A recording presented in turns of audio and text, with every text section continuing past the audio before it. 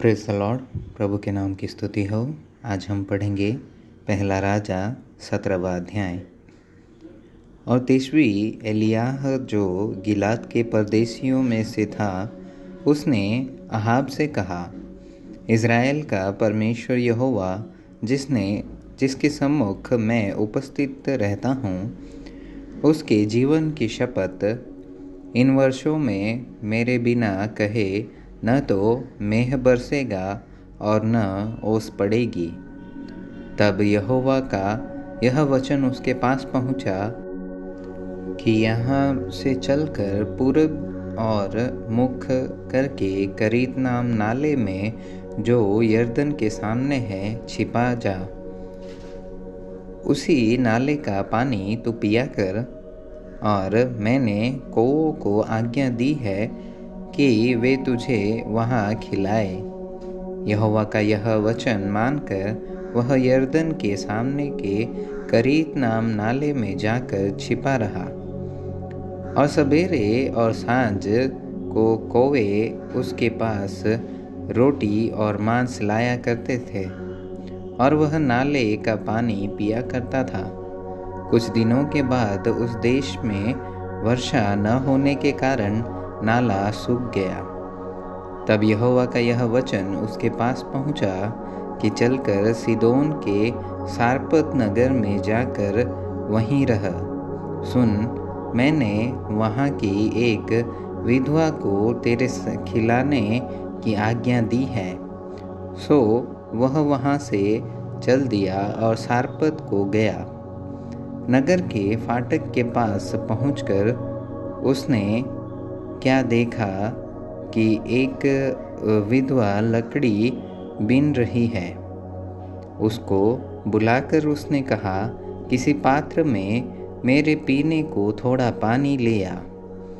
जब वह लेने जा रही थी तो उसने उसे पुकार के कहा, अपने हाथ में एक टुकड़ा रोटी भी मेरे पास लेती आ। उसने कहा, तेरे परमेश्वर यहोवा के जीवन की शपथ, मेरे पास एक भी रोटी नहीं है, केवल घड़े में मुट्ठी भर मैदा और कुप्पी में थोड़ा सा तेल है। और मैं 2 लकड़ी बीन कर लिए जाती हूँ कि अपने और अपने बेटे के लिए उसे पकाऊं और हम उसे खाए फिर मर जाएं। एलियाह ने उससे कहा, मत डर, जाकर अपनी बात के अनुसार कर, परंतु पहले मेरे लिए एक छोटी सी रोटी बनाकर मेरे पास ले आ। फिर उसके बाद अपने और अपने बेटे के लिए बनाना, क्योंकि इज़राइल का परमेश्वर यहोवा यूँ कहता है कि जब तक यहोवा भूमि पर मेह न बरसाएगा, तब तक न तो उस घड़े का मैदा चूकेगा और न उस कुप्पी का तेल घटेगा। तब वह चली गई और एलियाह के वचन के अनुसार किया। तब से वह और स्त्री और उसका घराना बहुत दिन तक खाते रहे, यहोवा के उस वचन के अनुसार जो उसने एलियाह के द्वारा कहा था।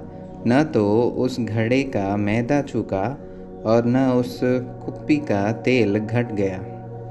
इन बातों के बाद उस स्त्री का बेटा जो घर की स्वामिनी थी रोगी हुआ, और उसका रोग यहाँ तक बढ़ा कि उसका सांस लेना बंद हो गया। तब वह एलियाह से कहने लगी, है परमेश्वर के जन, मेरा तुझसे क्या काम? क्या तू इसलिए मेरे यहाँ आया है कि मेरे बेटे की मृत्यु का कारण हो और मेरे पाप का स्मरण दिलाए? उसने उससे कहा, अपना बेटा मुझे दे।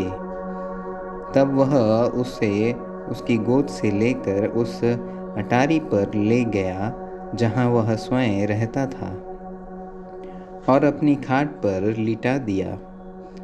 तब उसने यहोवा को पुकार कर कहा, है मेरे परमेश्वर यहोवा, क्या तू इस विधवा का बेटा मार डालकर जिसके यहाँ मैं टिका हूँ इस पर भी विपत्ति ले आया है? तब वह बालक पर 3 बार पसर गया और यहोवा को पुकार कर कहा, हे मेरे परमेश्वर यहोवा, इस बालक का प्राण इसमें फिर डाल दे। एलिय्याह की यह बात यहोवा ने सुन ली और बालक का प्राण उसमें फिर आ गया और वह जी उठा।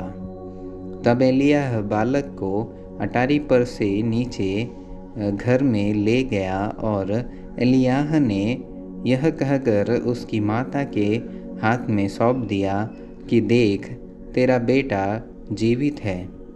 स्त्री ने एलिय्याह से कहा, अब मुझे निश्चय हो गया है कि तू परमेश्वर का जन है और यहोवा का जो वचन तेरे मुँह से निकलता है वह सच होता है।